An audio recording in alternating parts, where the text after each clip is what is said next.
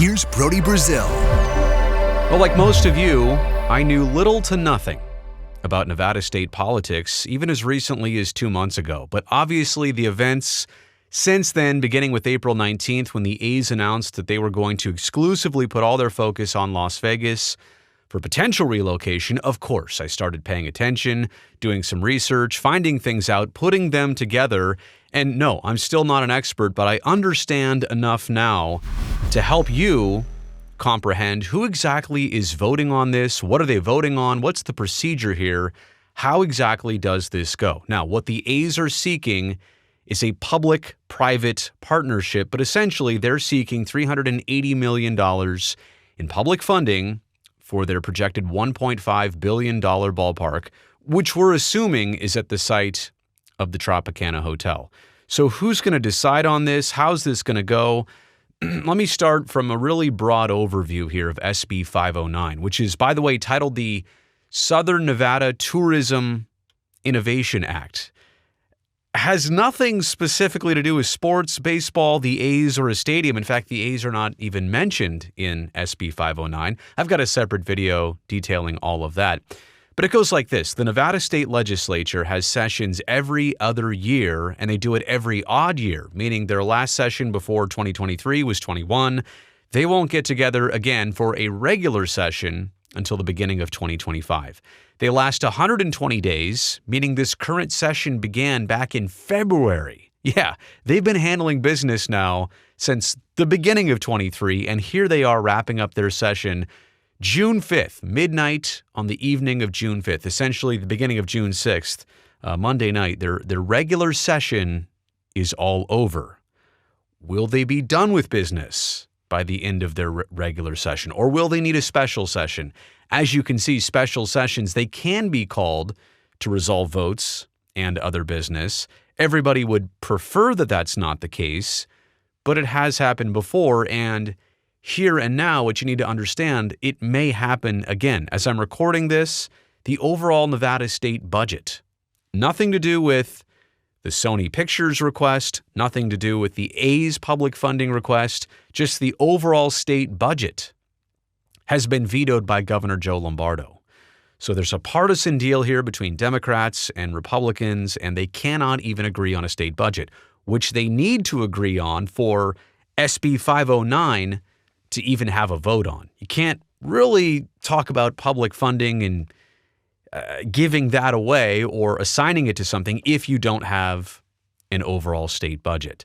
Here's a little bit more specifically on SB 509. It needs a constitutional majority, meaning one more than 50% to get it to pass. It needs 11 yeses of 21 total Senate votes, and it needs 22 yeas of overall 42 assembly members voting. Now, this is a little bit different than if the bill were implementing new taxes or certain fee increases. A vote like that would require 2/3 of total voters saying yes. But in this case, it's only 50% plus one. So 11 votes from the Senate, 22 votes from the Assembly. And by the way, it goes in that order. Senate votes first because this is an SB Senate Bill 509.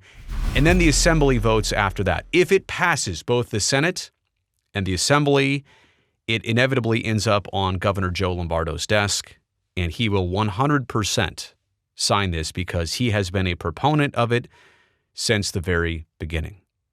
And I don't need to go into too much detail about what happens after that. There are some other particular hurdles and things in the process that needs to happen, but ultimately nothing really to get in the way of the A's building a ballpark and relocating to Las Vegas. Major League Baseball will have their official owners vote probably at the next possible opportunity. June 13th through the 15th are the annual owners meetings mid-season.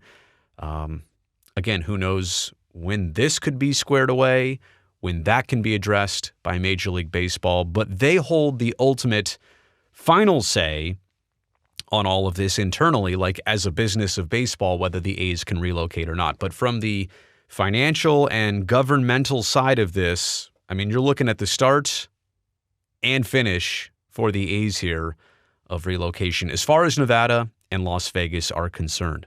So look, here's a look at the 42 assembly members. I just want you to see names and faces, and I realize that these photos might be a little bit small, might need to zoom in, but I just kind of wanted you to look at the individuals who will be making these decisions. 28 Democrats, 14 Republicans, making up the 42 assembly members from different districts all across the state. And you can kind of see here people from all walks of life, it looks to be, as it should be. But who knows what their backgrounds are? Who knows what their positions are on all of this? We saw it openly debated back on Memorial Day. Hard to gauge, really, though, how politicians and lawmakers felt about SB509, where it stood then, maybe some adaptations it could have since then, maybe some give and take other places, stuff that we don't know about. I suppose we'll find out. And I mean, this is kind of the cliffhanger of this entire situation. It was presented to a little bit of controversy and some resistance. Online right now on the state of Nevada's official SB509 page, it still has well more than 70% against SB509 from a public perspective. More than 70% of voters registered, or I should say Nevadans who are registered on this website with their address, with their email address as well, they're saying no, that they do not favor this. In fact, they oppose it. But those who look at the 42 assembly members, here are the 21 members of Nevada's Senate, 13 Democrats, 8 Republicans. Again, names and faces. They'll vote first. The assembly will vote next. And ultimately, if it passes both of those places, you're looking right here at the 60-plus individuals who essentially have the fate of the Oakland A's right now in their hands. And that's interesting, right? Through all the different hurdles we saw the A's go through in Oakland and get their negotiations apparently and reportedly so close. And it took months and years to get to that point. And all it's taken here in Nevada is one proposal, one hearing, 2 votes, if and when they happen. And that's also kind of the cliffhanger here. We don't know what the vote's going to be. There really is no feel either way on this, as of right now publicly, in terms of what these decision makers might go with. We also don't even know if and when they'll take the vote up. If the state budget gets passed first, here are some of the individuals who have a critical decision at hand. So, just wanted to show you their names and faces and kind of explain the process. Those are the voters. That's how it works. Let me know what you think in the comments section below. Quick video, but you made it here to the end. I appreciate that.